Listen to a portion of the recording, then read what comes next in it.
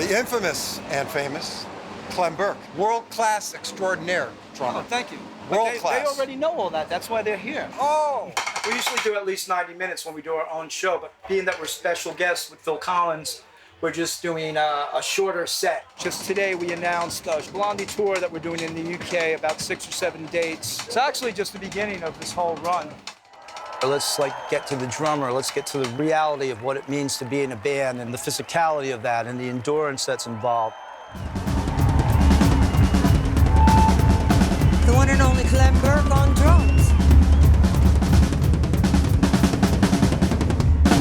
Drumming's not a hobby, it's not a job, it's his goddamn life.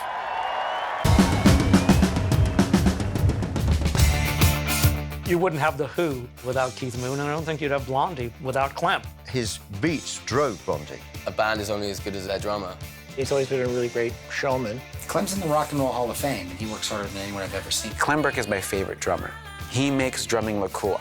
He's a control maniac. He rocks. Clem Burke is probably one of the most iconic drummers in the entire industry. Oh, man, Clem Burke, he's a killer, man. He's awesome. Very serious about getting his hair exactly right. He's one of the loudest drummers I've ever worked with. Clem just has a natural class. Whenever you see Clem, he's on his way somewhere or just got back from somewhere and going somewhere else tomorrow. One of the founding fathers of what's going on in modern music now. Basically, he's like a punk. He's a funny guy. He's a rock star. The Doctor of Rock. He's part of the kit. He's the drummer. And that's who Clem Burke is. The reaction was brilliant. I think they said there was almost 100,000 people here. That's kind of pretty gratifying. I was in bands since I was like maybe 12 years old. It's all I ever did, really. For me, the drums were a means to an end. It enabled me to have a career in the music business. You know, it was about being a rock and roll star. Sound is very present in any big city. Walk a few blocks and experience several different kinds of music going on, somebody banging on some drums. With Blondie, I think we kind of typify the sound of New York City in a lot of ways. Obviously, we're very influenced by everything that was around us. I feel like the drums kind of have chosen me. My dad was a drummer, so it's probably in my DNA somewhere. I grew up in a place called Bayonne, New Jersey. Working with the Drum and Bugle Corps was integral for my ability in drumming. It would be like working at the post office, going to college, and playing at CBGB. Hi, we're Total Environment. They had this thing called Cousin Brucey's Big Break. My band, the Total Environment, we were chosen to attend like these Battle of the Bands. For some reason, it was going to be held at Carnegie Hall. You know, here I am, 14 years old, I'm on stage at Carnegie Hall. Where do I go from here? It's either up or down. This isn't really much to look at, but this is where Club 82 was. So this is where, like, the New York Dolls would play. I had a band called Sweet Revenge, and Debbie and Chris had the band The Stilettos, and this was in the basement. As a drummer, I was looking for the person that was gonna front my band. And, you know, I wanted a person that had the creativity, the charisma, the energy of David Bowie, of Mark Bolan, of Jim Morrison. Debbie as a front woman, I mean, hey, game over. With Debbie, you know, I mean, I could immediately see her charisma. You know, her look was amazing. Obviously, her talent as a singer and as a songwriter. You know, her vulnerability also kind of stood out to me. Oh, what's this? Surprise, surprise. There's a mural of parallel lines right here. A giant mural of Debbie that our friend Shepard Fairey recently installed here. You know, my friends, Frank, Chris, Jimmy, Debbie, Nigel, me. When you're on stage with Debbie Harry, you have to look good, because Debbie's one of the best-looking people there are. He never looked desperate. He's always like, I'm good. I've got my kit and my suit, and I'm happy with this. Yeah, well, I like to think I have a style that lends itself to being on stage. You watch her and you watch Clem. Well, it's a fantastic 1-2 punch. That one picture of him and Debbie walking in the street on 14th Street, and they're dressed in black, and like everybody in the picture is staring at them is pretty great. Clem's hair is perfect. He would put hairspray on his hair, and then he would stick his head in the oven, and it would bake the hairspray. His haircut was even cooler than punk rock. It was that sort of celebration of the 60s. He's definitely a mod. The way he dressed on Saturday Night Live is the classic Clem for me. Nice jacket, cool shirt. A little tie. Polka dotted shirts and pinstripe and beetle boots. He's an American what? When we first connected, famously, they've said they liked my shoes. We found Clem through an ad in the Village Voice, whatever the fuck, 40 years ago. Did you guys see the copy of the ad? Freak energy, musical experience drummer needed, female fronted, established working New York City rock band, excellent opportunity, money, fun, call now, 925-0531. Well, that's funny, that's still Debbie's number. Was a high energy freak drummer. He has certainly come through with that over all these years. I knew that Debbie and Chris had something special. I guess I saw the future in a way when I met Debbie and Chris, my musical future. Well, Debbie could sing, Clem could play the drums. Chris obviously could play guitar, but it was all a bit disjointed in the early days. I think I brought something else to it as far as my work ethic, for instance. Clem was the driving force simply because he was the one that was most together musically. There would be this very chaotic sound coming out of whatever stage they were playing on, and he would be rock solid, you know? Fred Smith left Blondie to play with television, and Blondie needed a bass player. So Clem just said, well, why don't you learn how to bang out a few chords? And they just said, okay, you're in. I went to high school with Gary, and then we all lived on a storefront over here on East 10th Street. Not exactly for starving artists any longer. I mean, this is just genius. I mean, this is cool. I'm in the phone booth, it's the one across the hall. Bleecker Street used to be like a direct shot from my apartment to CBGB. The rest of it was kind of very derelict. And of course, our loft was down south there a little bit. We would rehearse right here, 266 Bowery. Right behind those windows is where we would be set up.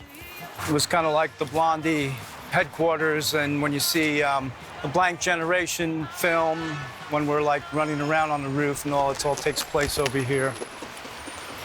And it was a rough neighborhood. There were occasions when you'd step over sleeping bums in their hallway, and sometimes they'd be dead. This is where we basically kind of got the first album together. You know, a short walk to CBGB just over there. A lot of times we would just wheel our gear across Houston. Now, this is like a Disneyland for millennials, basically, around here. This is where CBGB's was. I would be here most nights during the heyday before we went on tour. I mean, we'd play at midnight and at 2 o'clock in the morning at CB's if we were headlining. And the CBGB was a real dump, but it was this PowerPoint for American punk rock. I always thought of CBGB as a workshop. You know, you were able to make your mistakes in public. It was a place where interesting musicians learned how to become really good. You'd play and Talking Heads would be in the audience, or Talking Heads would play and you and the Ramones would be in the audience. You know, everybody was kind of competing, and everybody pushed each other to be better. I kind of got a reputation for being a good drummer because I had been playing for quite some time by that point. And a big game changer was when we recorded the song Ex Offender. You know the song's starting when you hear that.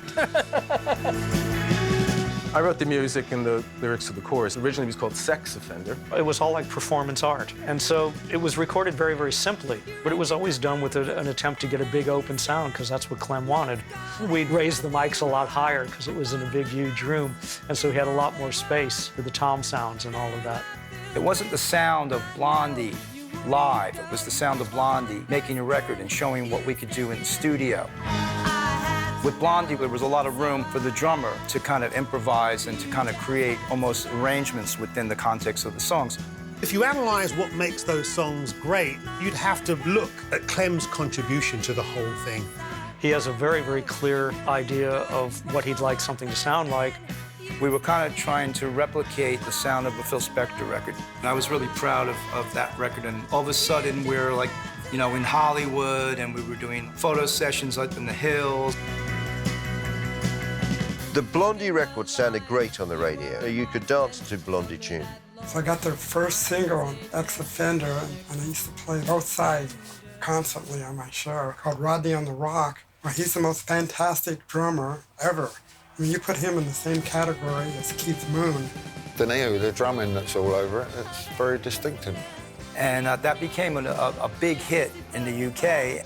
You know, that was like a dream come true. And to appear on Top of the Pops was just like unbelievable for me. I mean, this was like my version of what success was. Could have stayed right there. It was great.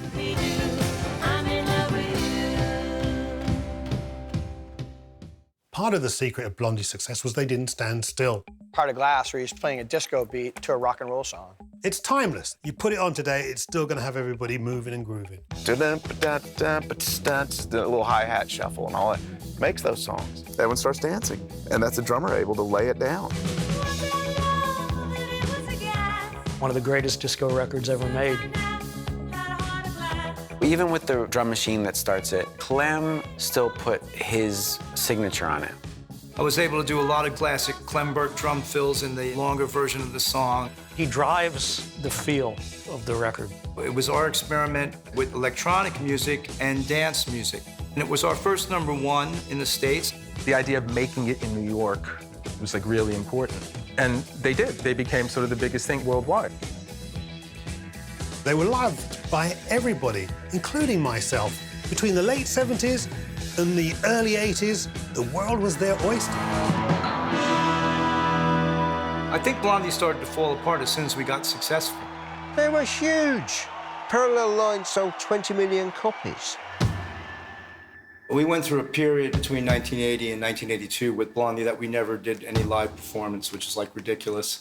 They're a massive group, and they slightly blew it by breaking up. Well, when we stopped, I was crushed. We had a full UK tour booked, and it all just came to a crashing halt. And I remember sitting in my car in front of my dad's house and just staring into space, wondering where it was all going to go from here.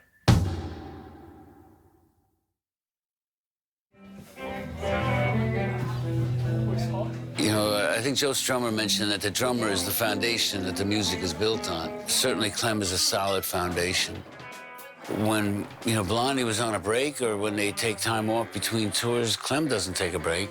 You ask him what he's doing in a week, he'll tell you he's in 4 different countries and 5 different bands. I can't imagine Clem taking 3 days off. I don't think I've ever been rehearsing with him where he says, I think we're done now. What he says, do you want to run it again? When you do something with Clem, it's at a whole nother level. This is a guy who brings an A game. Whoever he's playing with at any given time, he makes it seem like he's been with that band forever, and this is what he cares about more than anything. It's so important in the modern industry to be collaborative and to work on other records, and I think he's managed to do so much great work. He's a nice guy. That can take you a long way in the music business. It's never been about how much, you know, it's always been about, is it fun? He does it just for the sheer love of doing it. I think he's always been that way. You know, I get to play the drums along with all these fantastic artists, you know? Iggy Pop. The Slinky Vagabond. Nancy Sinatra. The Split Squad. Joan Jett. Checkered Past. Romantics. The No. The International Swingers. The Empty Hearts. Plimsolls. Bob Dylan. Wanda Jackson. Steve Jones, Pete Townsend, the Ramones. So this here is where our friend Arturo Vega lived. Arturo was a really good artist. Obviously, he came up with the Ramones logo, and he designed the T-shirts. This is Joey Ramone Place now. Yeah, well, the Ramones were my friends, and I was asked to join. There's no rehearsal. The first gig is Friday. No rehearsal. I mean, it's the Ramones. I mean, this is like going to be an endurance test. I came up with the name Elvis Ramone. Elvis Ramone, that was cool. I mean, it really was the hardest gig I ever did. Eurythmics, I think he worked with as well. When Blondie stopped, I really didn't think that was going to be the end for me. I was spending a lot of time in the UK. One night I was at a place called Planets. This lovely young blonde woman was approaching me, and it turned out to be Annie Lennox. I met Dave, and we became friends, and I went to Germany with them, and we recorded the album In the Garden. When Blondie started taking a hiatus, I immediately snatched Clem. It was a major learning curve for me, and it really opened my mind up a lot more to experimenting, using like milk bottles instead of cymbals, or banging on a big concert bass drum.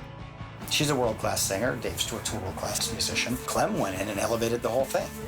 He became this sort of drummer that certain songs are actually connected to, like, you know, Thorn in My Side. The beginning is literally just me on a 12-string guitar. Then Annie comes in with, yeah, and then he goes. Eurythmics were huge all around the world. That gave him a whole other area of life. The Eurythmics, it was so brilliant. He was taking it to a different level. I mean, I think that really opened him up. The craziest gigs that I enjoyed with Clem was the Revenge tour. We were like a full-on arena stadium band. It sounded massive, you know, and part of the reason it sounded massive was Clem's drums. People were looking at me and thinking, how could this be? You were just in like this massive band. Now you're in another band, they have a #1 and you're the drummer. And it was like, wow, I guess so. I guess I must be doing something right. It was really the best version of the band that I saw. Clem gave it a little bit more drive and a little bit more power. I really enjoy the fact that I've been able to work with Debbie Harry and Annie Lennox, both very strong women, very creative. But it all fitted together in this huge sound because of the players, of which Clem was, you know, responsible of a huge part of. Clem kept going, as he seems to have done all along. I mean, it's such a cliche, the hardest working man in show business. He's one of them. Clem Burke on the drums. He is an inspiration for all young bands, really, to be in one of the biggest bands of all time, and you still work hard. He does that full steam ahead maniac drummer thing where he doesn't stop. You know, you can't actually get him to stop. You're talking like an hour and 15 minutes. His drumming was just incredible. Clem is one of those amazing drummers who puts out a lot of music, a lot of rock and roll, and he doesn't look like he's working. I doubt that he even thinks of it as work. That was my goal in life, to never have to go to work. That's what they call it playing. You got ants in your pants. Well, on this trip to Beatle Week, we did 5 shows with the Tearaways in the space of 24 hours. Anytime you play with someone like Clem, it elevates the whole experience for you because he gives 110% on everything. Yeah, I want to be like Clem, you know, I want to be in my 60s and dance around the stage and be smashing gigs. And he always has a sense of fun about him. He's kind of smiling quite a lot. He celebrates life. That's the person you want around. He's still playing at the same kind of energy that he was, you know, in the 70s and 80s. When you do perform with him, you're totally confident that he's going to be there and he's done his homework. He does tend to take off at a rate of knots. You think it's always a bit too fast, but maybe looking back, it isn't. Personally, I feel as though the Ramones couldn't keep up with me. And he's got an amazing innate sense of timing. Which is why so many different bands use Clem. When you're watching Clem play, you're seeing a very, very dynamic performer. He's without a doubt going to play 110% every single time he sits behind a drum kit. An auditorium, a concert hall, the Hollywood Bowl, or CBGB's, he's just happy to play. He doesn't care where it is, as long as he's playing. Having my name put up on the wall, along with many, many others, was a real honor and surprising. He came last year and he was invited back this year, and that he should have one of these bricks in the wall. Thank you so much again. No, you're welcome. I was saying they were larger than life anyway. Were they really this tall? Clem is the first person to admit that he's a super Beatles fan. You know, the Beatles really stood out. They were 4 individual rock and roll stars. I mean, this is like the whole city is one giant Beatle convention, really. It all kind of began with the Beatles for people of my generation. So it's pretty outstanding to be able to be here and playing in Liverpool and playing at the Cavern. The Cavern being synonymous with the Beatles, but just about everybody you could think of performed here at one time or another. Can you imagine what it would have been like to see The Who play here on that stage? To perform here is really significant for me. You know, when you look around, when you see all the photographs and the memorabilia, it just kind of inspires me. I mean, you know, if the walls could talk, as they say. Well, he's always listening to music as well. In the bus, wherever he is, he's got music on. His enthusiasm for rock and roll kind of knows no bounds. He's deep into it, much more than me. He's got an encyclopedic knowledge of early rock and roll. The Kinks, February 21st, 1964. It's great that they have the dates. I'm really big on the dates. What makes Clem stay current is that he's a fan. Because he seeks out new music and he has an open ear for it. With Clem knowing the Kooks in 2008, the fact he's listening, that's cool, man. Playing the drums is like the ultimate fan situation. When I did stuff with Pete Townsend, with Bob Dylan, I'm like not just nodding my head, I'm actually accompanying them. There's always going to be people who want Clem to play.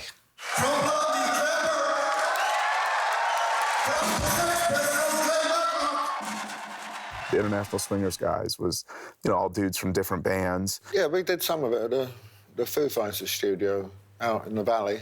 They've been doing it a long time, but there's still conviction there. They're not phoning it in, for sure. This is an International Swingers track that they did here called FBI. The idea was to capture kind of a live band, but it sounds great. I mean, those guys off the floor sounds like a record, Well, you can add Glenn Matlock to it. There you go. Sounds like rock and roll. But that's great. I mean, Clem's just, solid as a rock. It's just, every time right there. There's a camaraderie amongst that kind of crew. And we kind of see it as people who kind of get it, what the whole music community is. And Clem was for sure one of those guys.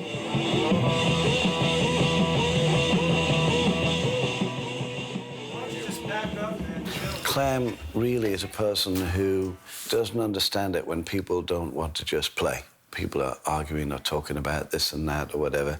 We just play, and the audience loves it, and then afterwards you feel good. I like performing. I like playing music with other musicians. I like the feeling of camaraderie, the brotherhood, sisterhood. When you're doing a show, it kind of all comes together. Sort of like a capsule of a relationship. All the different sort of feelings can come out that aren't necessarily expressed on a day-to-day basis, but you kind of can feel the certain feelings coming across from one another during a show. Most of the time, very positively. The reason he's still around and playing just as good as ever and keep going is because he never stopped. It's what you do, it's what defines you. If you say you're a musician, you don't play music, you're full of shit, basically. He's actually much more orchestrated than you might think and much more thought out in advance. All of the drum fills are precisely placed, only they're not note scores, they're verbal instructions and reminders. In between, every time it goes... Really professional. And then going back to the last thing I worked on with them, which would be Maria, it's the same thing. He laid down a blueprint where you could then mold everything else around it. So listen what he does right here with this little tiny fill at the front. It's going to show up again later. That little marching band thing there. And I always say we got back together for love and money. It was the best thing that could have ever happened to me. I was great to be reunited with them. But the one thing that I was determined to see happen was for us to make new music. I wasn't interested in just rehashing the old hits. So I think Maria's a really good one just because it's nostalgic. It was done with a lot more thought and practice and years of experience, but it was played just like 30 years before.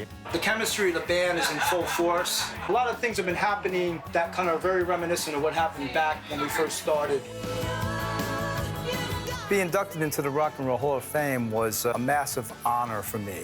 I'd like to thank everybody that was responsible for getting us here tonight, both past and present. It's really amazing to think that the music had endured and the legacy of the band had endured to where time came for us to come back, that we actually had an audience for it. That's what the impetus to put the band back together was, hearing a lot of young musicians referencing us. This is probably the best version musically of the band, and we're really enjoying it. And now we've been together longer this time around than the first time around.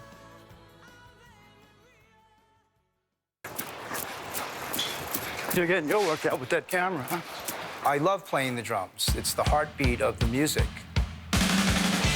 It's a primal instrument. I mean, you can play them loud, you can play them soft. When I do a drum fill, I try to make it interesting, catchy. It almost becomes a hook to the song. I like to draw people into what I'm doing and, enjoy it. Dreaming is genius. It's such a beautiful pattern. He puts love into playing those toms. He's the heart and soul of it. Clem's energy comes through the music into the clubs or wherever you're hearing it. It's like the rhythm flows through him. It's the physics of him actually playing it that actually makes the sound. He's a powerhouse, and his speed is really second to none. Precise, eloquent, and loud. He's got an extraordinary sense of high volume. Crash, bang, well, it's not an unpleasant loud. It's still very musical. He plays drums to me like a songwriter, like Ringo Starr does. It's sympathetic to what the bass player's doing, what the singer's doing. It's so important to have a drummer that's perfectly in sync with the music. What he plays is what you're going to get. Playing a right-handed kit and being left-handed adds a certain uniqueness to the way you play. Ringo is left-handed as well and plays a right-handed kit. It's interesting to watch him do the toms, you know, back to front. And he comes in like that, which is awkward for me, but obviously, you know, correct for him. It gives him a very, very unique sound, which is extremely hard to copy. Clem starts with the left hand, and I do too. There's a song called Shayla, and I played it for him first. I was like, is it this? And then he sat down at the drums, and it was night and day. He went, I could see right in front of me, like, this is what makes him a great drummer. It's the spirit of it. It being an acoustic instrument, it really is a reflection of your state of mind, so probably people think I'm nuts. Most musicians... And drummers are musicians. Let's clear that up. When they get to be good, they tend to transcend the technical side of things and play like their personalities. I think Clem certainly does that. I always want to make myself present in the song. I feel as though a lot of the things I do on the drums contribute to the arrangement of the song. He's a different kind of a drummer because they're drummers who play in a musical style that set up what's going on the record. He's not like a show-off drummer. He's definitely playing for the song. This is like a classic vintage Clem drum sound. So musical. And you meet that kick is just pounding. Union City Blue. It might be the greatest drumming song ever. I kind of envisioned almost like kind of marching drums. If he took those drums out, it would be a different thing entirely. Really stomps it hard. It is an orchestra of drums. Those cymbals, they're like ghosts. Just constantly going. It sounds like 4 cymbals. What a song. The beat of the city is very up. It's urban music, it's folk music, it's rock and roll, but it's just steeped in such, musical history. Starting with 52nd Street, the whole jazz scene. I mean, the evolution of bebop kind of started here because, the bass drum happened to be able to fit into a New York taxi cab. I don't even know what a cab driver would think if he pulled up to the curb and saw this and said, we want to put it in your cab. First kit was my dad's old drum kit from the 40s. Yeah, then I had a little red sparkle drum kit when I had my first band. That was very similar to Dave Clark's. Dave Clark being the drummer and having the group named after him, he was definitely a major role model for me. Oh, here we are at Steve Maxwell Vintage and Custom Drums. Great place. Really great vintage snare drums. This is a good one. The old Shield, Ludwig Shield. Very nice sounding drum. I've actually lent one of these to Earl Palmer at one time. He didn't have a spare snare, believe it or not. I rushed home and brought him back one of these.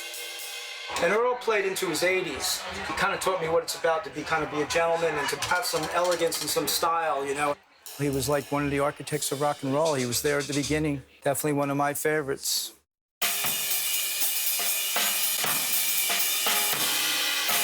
Wow, these are some pretty big cymbals. Looks like it's got to be a 28-inch cymbal. Wow.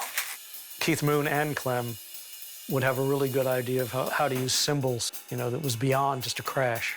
It makes you smile, but God, I don't know how he gets that sound out of those hi-hats. I'm starting to feel like Ringo in Hard Day's Night, just out for a lonely wander. Wherever he is, he goes out for a 20-mile walk before breakfast. He knows you've got to look after yourself to keep going.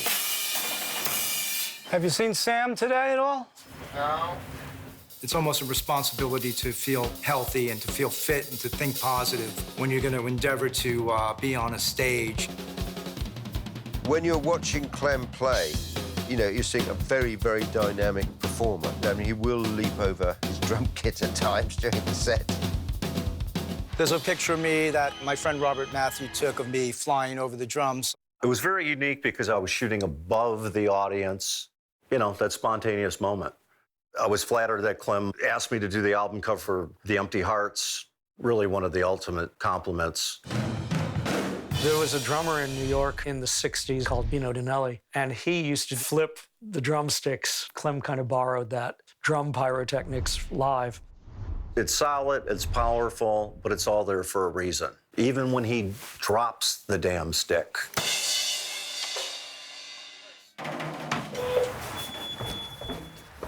All the gear that's usually packed into this place, like to the rafters, is gone to the UK for the upcoming Blondie tour. When Keith Moon died, I smashed the kit on stage at Hammersmith Odeon. At the end of the set, Clem completely trashed his drum kit. I mean, just knocked everything all over the place. I was going to set the kit on fire and chop it up with an axe. Clem threw his snare drum in the audience and ran up to the mic and started going, Keith Moon. The crew ran into the audience and grabbed the drum set away from the punters that had the different pieces that were carrying them out. Clem was really upset. Oh, that was a tribute to Keith Moon. It was a sacrifice. Keith was an inspiration to me early on, but he also showed me what not to do and how to not go too far over the edge and kind of like lose it all, which is unfortunately what happened to Keith. Clem didn't fall into, you know, the cesspit of drugs and rock and roll towards the end of the 1970s. He kept it going. People were drinking and taking drugs in the band. Some people got into it a little too heavily, and it was a big part of the downfall of the band at a certain point. He eats well, he exercises. He knows you've got to look after yourself to keep going. He's fitter than a Premiership athlete. This is what we're dealing with. He does a marathon every night with the damn drums. I've never, ever, in all of the people that I've worked with, seen a work ethic that he's got. It's been a big help for me being in touch with Dr. Marcus Smith at the Clem Burke Drumming Project.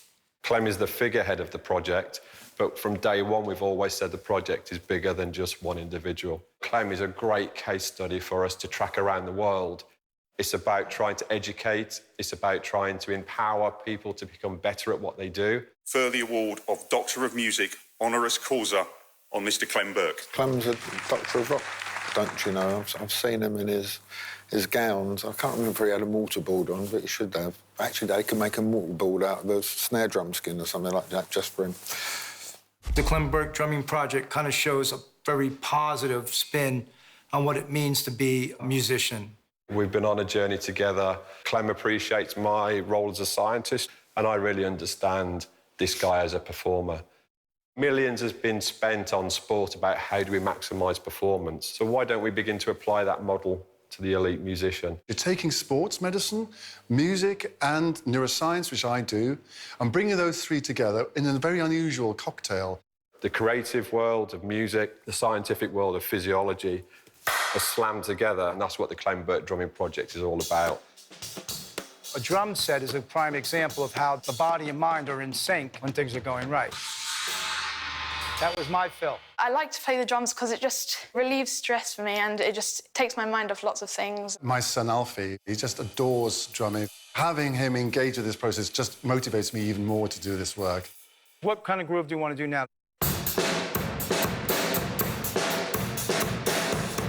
Okay, I don't even know if I can do that. Do that again? So when you look at someone like Clem, who's probably dropping a litre and a half of fluid, how does the body actually cope with that?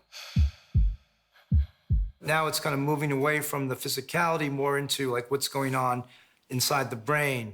Is there something about learning a new skill that can be visualized in the brain? If we learn that from this experiment, you could take this into all walks of life for people with dementia or maybe people with attention deficit. That could have a massive impact across the whole of medicine. 1, 2, go!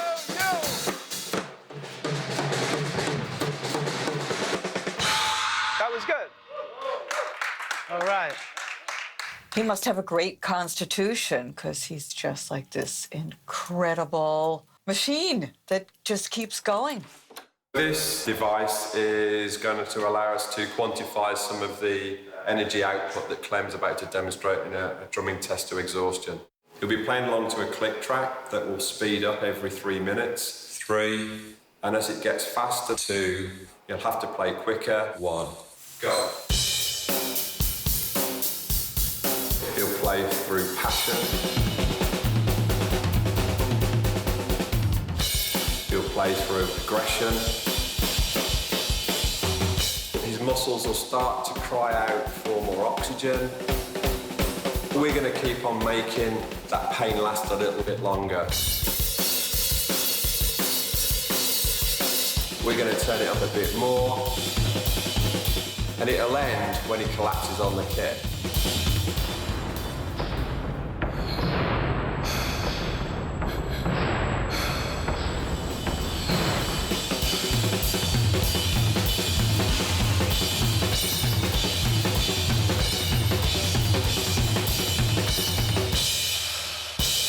100% commitment from probably the hardest working drummer in rock.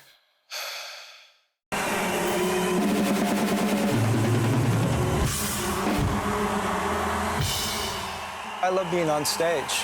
When I fill out my visa, I don't put drummer, I don't put musician, I put entertainer.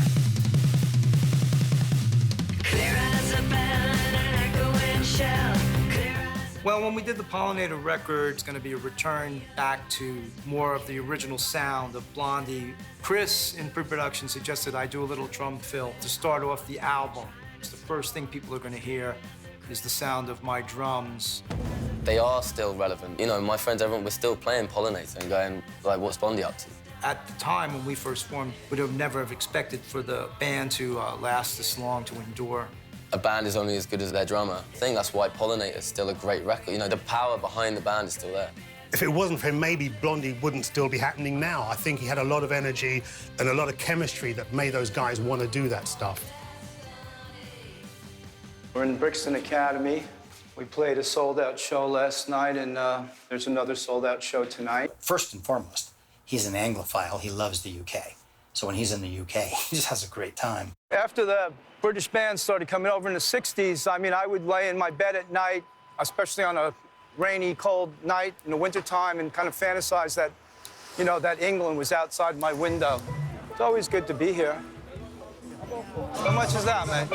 Hard to believe Mitch Mitchell was 61 when he died. Hendrix on the drums. David was always kind of changing his musical styles. He always was innovative. I'd like to think we are somewhat like that. People we admired, like Bowie, were always reinventing their sound. I mean, those guys were doing punk rock, new wave, they move into disco, they take on reggae, they even take on rap. And there's not a lot of guys that could handle that palette. And he's extremely, extremely versatile. There are a lot of drummers only really good at one thing. Clem can pretty much do it all. The Basquiat exhibit had just opened here in London. You know, Jean-Michel was a friend of ours, and, you know, he's famously in the Rapture video playing the DJ. I mean, it was a friend of mine, Fab Five Freddy, that took him to a rap event. Debbie picked up on all that, and the next thing you know, she does Rapture. Fab Five Freddy told me everybody slide. DJ spinning, I said, my, flash is fast. Our first national tour in the U.S. was supporting Iggy Pop with David Bowie on keyboards. David had just produced the Idiot album for Iggy. That's kind of where our friendship started with David. How much is this hat? £10. We get to Montreal after driving through the night, and we go into the dressing room. The door opens, and they were like, hello, I'm David. I'm Iggy, call me Jim. We're gonna have an amazing time. And it kind of set the mood of the tour. And I also reflect upon that whenever we have a supporting band. I want to make people feel welcome. I mean, that was a major, major turning point in the success of Blondie. And I fondly remember David, like, having his elbows on the front of the stage during sound check, like looking up at Debbie while we're doing the sound check. When stuff like that happens to me, it's like so memorable, and I find it, I really try to channel it and use it.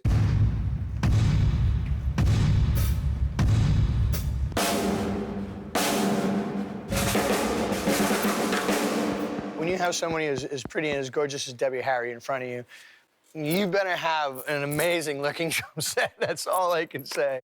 This particular drum set, it is a DW Collector Series, custom for Clem.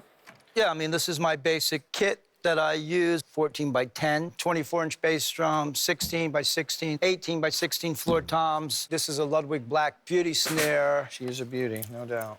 These are A custom Zildjian cymbals. You know, I started using red sparkle wrap on the drums when I saw sort of Keith Moon and Dave Clark with red sparkle drum kits. So the drum is tuned wide open, so it's very, very important that they resonate equally. This is the only piece of dampening on the entire drum set. Sound great? There's so many lights on Clem's kit, and there's so many pictures being taken. Everything has to be clean, clean, clean, clean, clean. I know he doesn't like being behind the plastic, but the cymbals get into everything. It really is kind of a pain in the ass. I feel like I'm in a fish tank, you know? It enables us to give it a much clearer mix. We're able to separate his cymbals from Debbie's microphone. The worst thing about it is, as I said, the reflection. As the lights change, it's somewhat like staring at yourself in a mirror for 2 hours. I am certainly a narcissist, but not to that extent. I asked Debbie and Chris about this, and they said it's because he plays too fucking loud. Yeah, that's why they keep putting him in that box. If it was up to me, this would not be there now.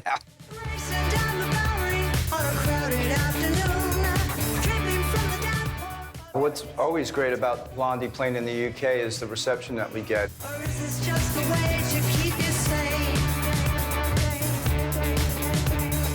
It's always good to know when a show is sold out and you can feel the energy that comes off the people that are standing in the front. We have a deep connection to the UK and the UK fans. People have been hearing some of these songs for their whole lives. In the UK, Blondie, the band, means something to people. Just always taken to our music, taken to Debbie. I respect fans. I respect what it means to be a fan. I'm a fan myself. I get it. Being in a band from the time I was a kid, it's always been kind of my social life.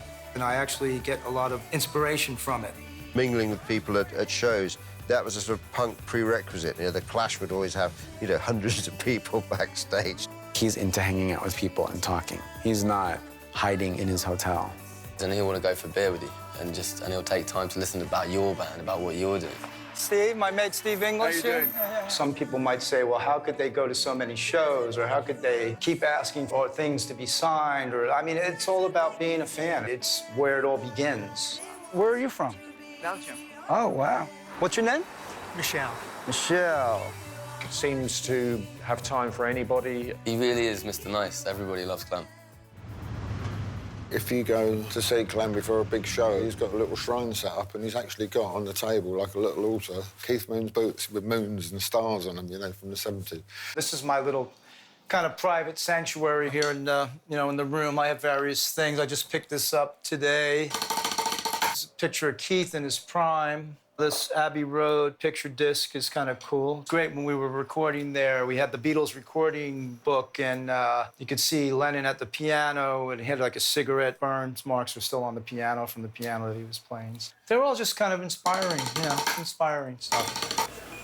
When he sits down behind this kid, he's absolutely out to put on an amazing show. His stick tricks and what he's able to do with those sticks, he's going to entertain you. Some players are a front person. Clem is one of those players, you know, part of the front line. Well, when I do a live performance, I want to give my best to the audience, and I want to make it exciting and try to make it entertaining at the end of the day. It's a show, so I'm not going to be like this. I'm going to be like this, you know? He's killing, man. I'm so excited to see him. Got the spotty shirt on, got the hair all ready for him, so yeah, it's gonna be a good night. Well, I got the drumsticks the last gig I went to, so they're pride to place on my shelf.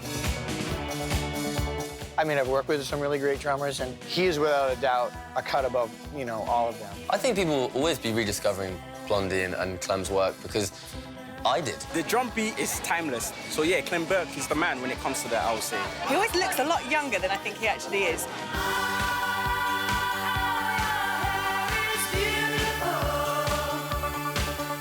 You know, we had a lot of hit records here, Atomic being for one, which was a #1. People really like that song here.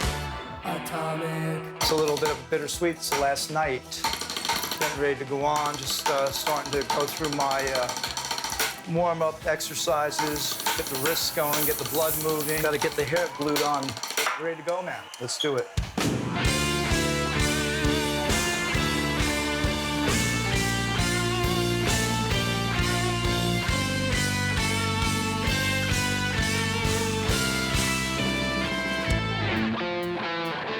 There's nothing like the feeling of having a great gig, whether you're playing to 10 people or 10,000 people and beyond. It cannot be duplicated really in any other way.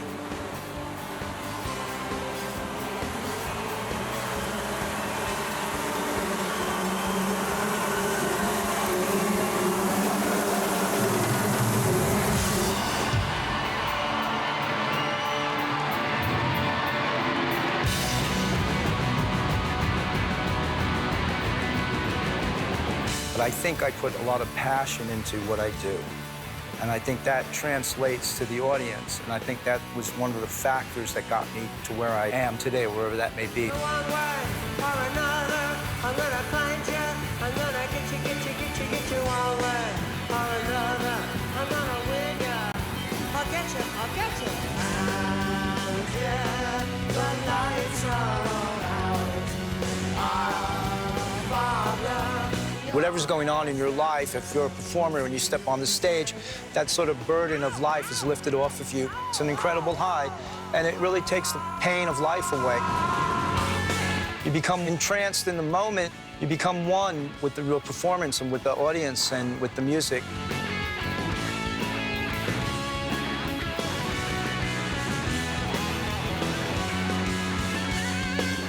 Artists don't get to retire because they enjoy what they do. And they keep doing it as long as they can. As long as Clem keeps doing it, there'll be people who always want to go and see him play.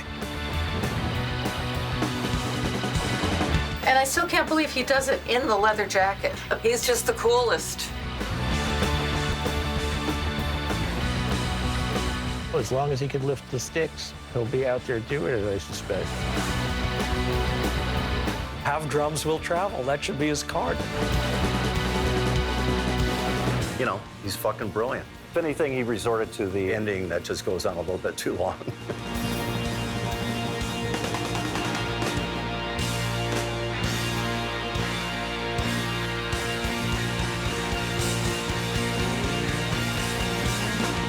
I've been saying it since the 70s. I'll give it another 18 months.